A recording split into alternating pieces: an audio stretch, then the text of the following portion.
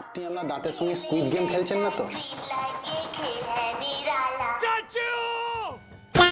আপনার যে সিমটমগুলি অবহেলার কারণে আপনার দাঁতকে নষ্ট করছেন, আজকে 4টে সিমটম বলবো, যে সিমটমগুলো এলে আপনি অবশ্যই ডাক্তারবাবুর কাছে যাবেন।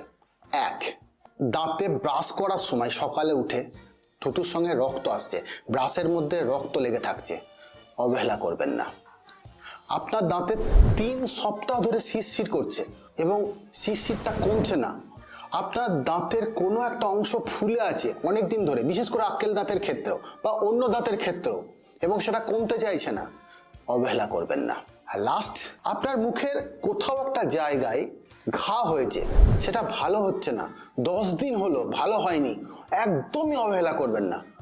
আর একটা জিনিস অবহেলা করবেন না, সাবস্ক্রাইব করতে।